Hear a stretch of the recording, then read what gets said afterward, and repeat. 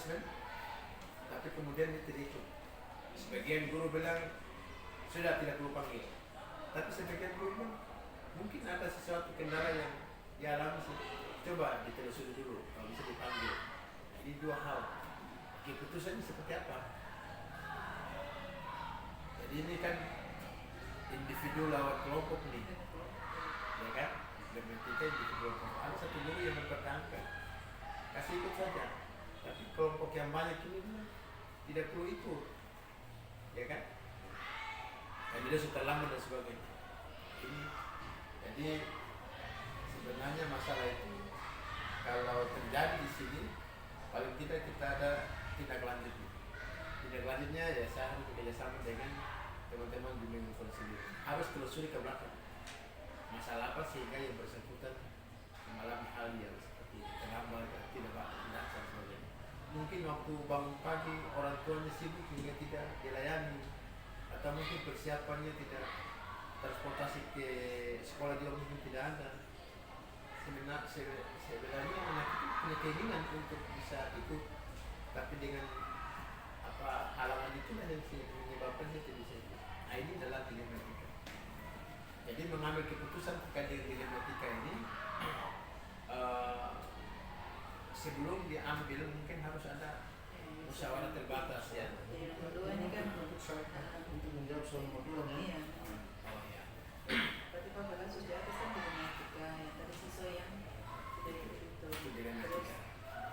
Bagaimana cara Bapak mengambil keputusan di sekolah ini? Berarti bermusyawarah dengan? Ya, bermusyawarah dengan wali kelas, dengan guru-guru konseling dalam rangka menelusuri kembali latar belakang sehingga terjadi masalah itu seperti apa. Nanti langkah-langkahnya tadi? Langkah-langkahnya yang pertama menelusuri kembali latar belakang terjadi masalah itu. Mungkin ada kendala di sana, di rumahnya mungkin atau dalam perjalanan. Dia sudah bangun tempo menuju ke sekolah, tapi mungkin kalau perjalanannya dia mengalami kendala, mungkin bentornya rusak atau mungkin ada kecelakaan, dia harus mungkin bantu dan sebagainya. Ini juga perlu. Jadi kita mengambil keputusan tidak hanya mengambil keputusan tanpa melihat kembali perjalanan, artinya dia punya penyebab-penyebabnya. Paling tidak kita harus menelusuri dulu penyebab sampai terjadi masalah itu. Itulah yang bisa mengambil keputusan. Walaupun keputusan itu mungkin bertentangan dengan tata tertib, tetapi kemudian kita lihat penyebabnya. Sebagai manusia pasti punya rencana, dan semua rencana itu belum tentu pasti bisa laksanakan, tergantung situasi dan kondisinya. Jadi bisa mungkin melanggar karena dia terlambat dan tidak bisa masuk. Tapi kadang-kadang kita kembali ke masalah sebelumnya. Berarti ada rasa kasihan. Rasa kasihan, kasihan lawan keadilan. Kasihan terus. Versi keadilan. Karena apa namanya tadi, hati tadi kan itu disesuaikan. Jadi itu langkah-langkahnya untuk jadi sesuatu masalah tetap saya harus sebelum mengambil keputusan selalu berkoordinasi dengan teman-teman yang terkait seperti wali kelas maupun guru-guru konseling. Apa yang harus dilakukan setelah itu? Menelusuri kembali penyebab-penyebabnya, baru mengambil keputusan. Kemudian ya, hal apa saja yang selama ini anggap efektif dalam pengambilan keputusan? Ya, yang efektif itu adalah yang pertama adanya kesepakatan, kemudian adanya kolaborasi kerjasama dengan guru bimbingan konseling, guru wali kelas dalam rangka penyelesaian masalah tersebut. Mungkin dua hal itu yang menurut saya sangat efektif. Jadi selalu diawali dengan kesepakatan. Entah kesepakatan itu dalam berupa tatib, kemudian dalam beberapa ketentuan di luar tatib. Kemudian yang kedua, kolaborasi, kerjasama, koordinasi dengan wali kelas maupun guru konseling dalam rangka untuk bersama-sama melihat masalah ini. Sebuah keputusan. Itu paling efektif. suara yang sepakat, Ya, kolaborasi itu kuncinya. Kalau tidak ada kesepakatan, kemudian pimpinan sebagai sangat idealis, itu, oh itu memang rusak nanti. Keputusan itu akan mungkin bukan jadi dilema etika lagi, mungkin bisa masuk ke moral. Jadi itu karena ya uji apa legalitas dan sebagainya juga itu harus dihindari. Jadi keputusan bagaimanapun tetap harus ada kolaborasi kerjasama. Itu menurut saya sampai Kemudian DP tantangan tentang dalam pengambilan keputusan. Nah, tantangan dalam pengambilan keputusan ini yang selama ini kita alami ini kadang-kadang kita sudah terlanjur mengambil keputusan ini. Kita sudah terlanjur mengambil keputusan tanpa mengetahui penyebabnya. Makanya tadi saya sampaikan sebelum mengambil keputusan harus menyusun kembali penyebab-penyebabnya.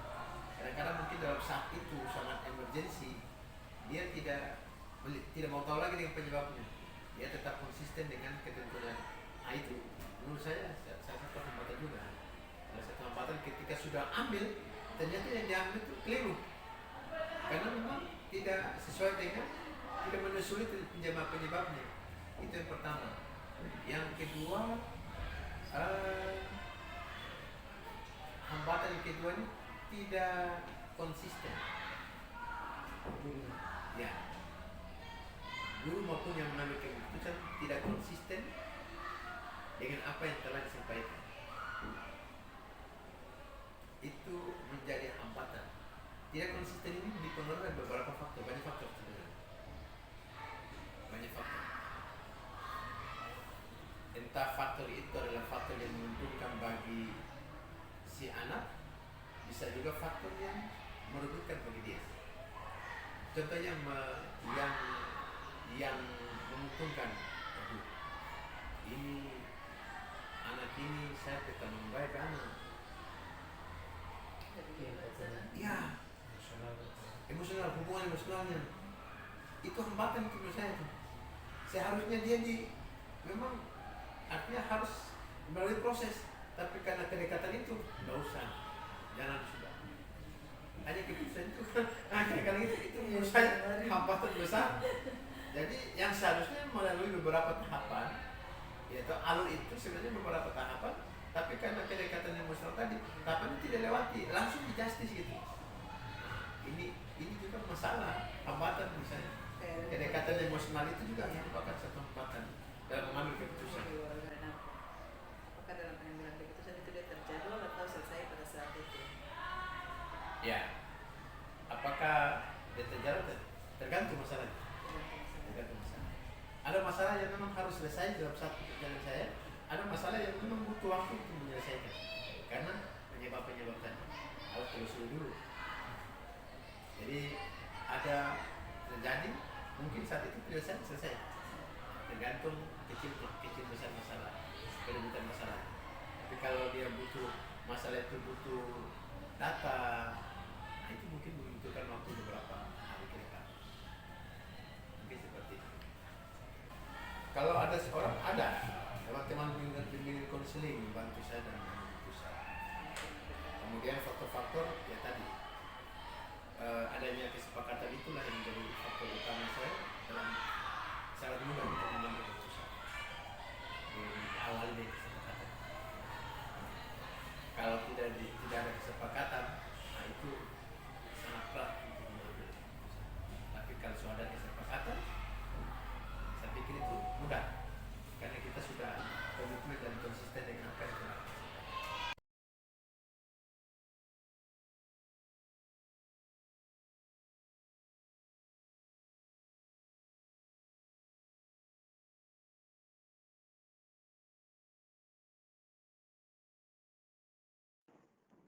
Cara mengidentifikasi kasus-kasus yang terjadi di sekolah kami terkait dengan mungkin etika atau bujukan moral yang saya lakukan adalah dengan mengumpulkan data-data baik dari siswa, orang tua, guru maupun lingkungan sekitar. Dalam pengambilan keputusan yang mana jika memiliki kepentingan yang sama-sama benar atau sama-sama mengandung nilai kebajikan, maka saya melibatkan guru-guru terkait, misalkan ada wali kelas, kemudian ada waka kurikulum, waka kesiswaan ataupun juga pembina. Di satu sisi saya juga menggali informasi dari orang tua dan teman-teman siswa yang kemudian terkena kasus. Nomor 3, untuk langkah-langkah atau prosedur seperti apa yang bisa saya lakukan selama ini dalam menyelesaikan sebuah kasus. Saya biasanya mengumpulkan dulu informasi dari beberapa sumber, dari orang tua, dari teman dekatnya, dari lingkungan sekitar, kemudian juga wali-wali kelas. Bisa juga saya dengan cara turun langsung ke sekolah. Kalaupun tidak saya lakukan sendiri, maka saya mengutus guru untuk sampai ke lokasi ataupun rumah yang bersangkutan. Setelah itu baru kami duduk rembuk, baru kemudian ada keputusan, kami mengundang orang tua, baru kami menyampaikan pandangan kami, seperti itu.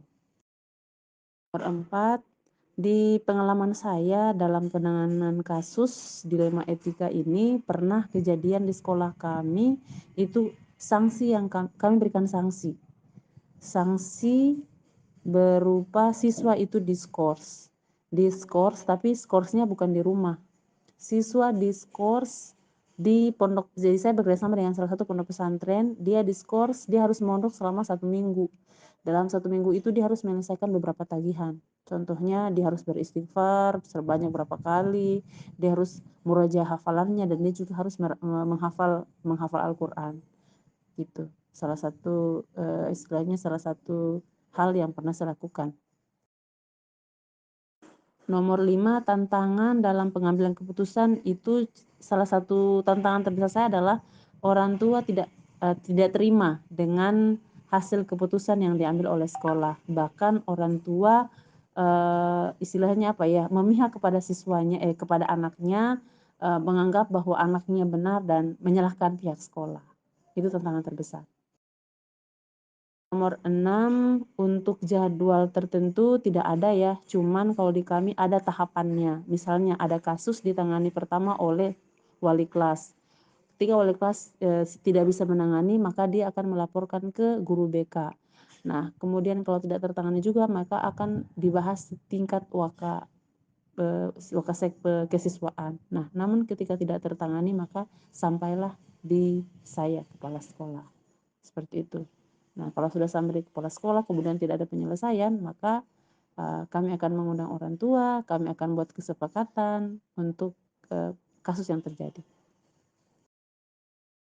Faktor yang selama ini mempermudah itu yang pertama, setelah adanya komitmen bersama antara guru, orang tua dan siswa. Kemudian orang tua mau membantu kerja-kerja sekolah, misalkan orang tua mampu mendampingi siswa selama misalnya selama tenggang waktu yang diberikan oleh guru, oleh sekolah. Orang tua mau bekerjasama dalam mendampingi anaknya, dan orang tua juga proaktif mengikuti perkembangan anaknya. 8, pengalaman saya yang bisa dipetik adalah untuk mencerdaskan anak bangsa, untuk membuat anak menjadi anak yang baik, harus adanya kerjasama antara sekolah dan juga orang tua, karena tidak bisa semua hal ihwal tentang kependidikan anak diserahkan kepada sekolah.